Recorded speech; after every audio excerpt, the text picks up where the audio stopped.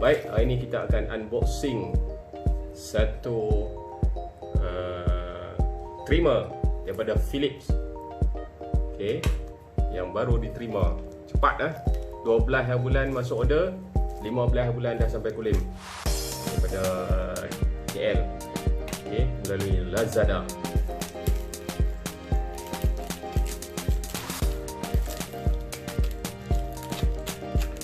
Trimmer clipper adalah produk yang sangat laris semasa PKP. Sebab barber tak buka, jadi mau tak mau kena buat sendiri. Okey, packaging okey, tapi tak cover sikit lah. Okey, Philips One Tool Unlimited Styling Multi Grooms series 7000. Right.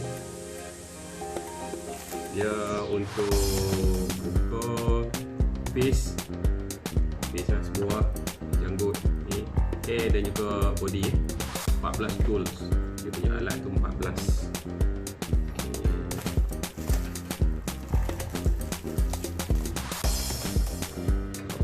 Premium trimmer. Trimmer bukan clipper. Apa beza trimmer dengan clipper? Clipper dia lebih besar saiznya, trimmer dia lebih kecil. Dari segi kalau nak potong rambut sebenarnya pakai clipper, bukan trimmer. Right. Tapi untuk kerja-kerja yang lebih halus, pakai trimmer lah. Okey, apa yang ada? Tengok tak? Ini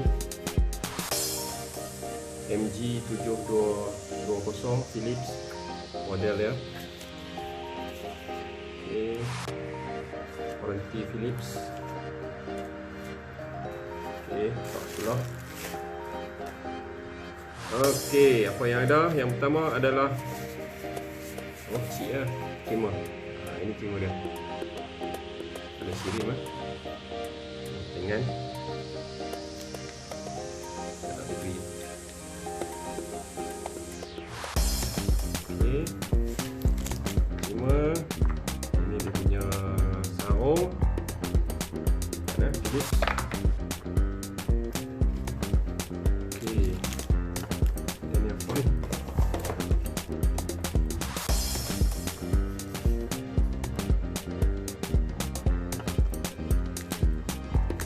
Ini ada nose and ear trimmer.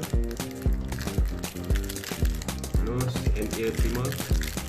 Potong bulu hidung. Right. Kemudian kita ada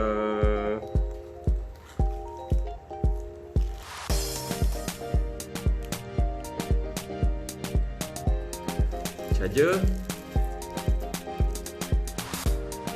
Terus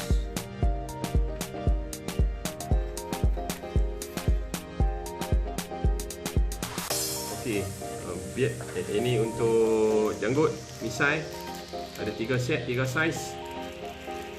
Okey, kemudian untuk trimmer rambut ada 3 saiz. Okey, kemudian ada body comb.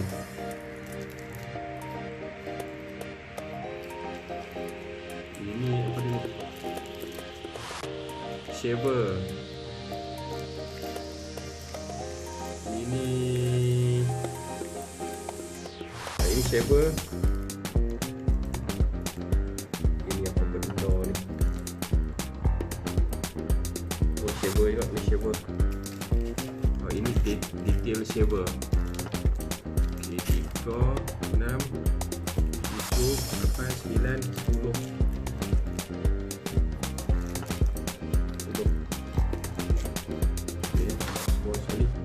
Okey, itu saja. Nanti kita try.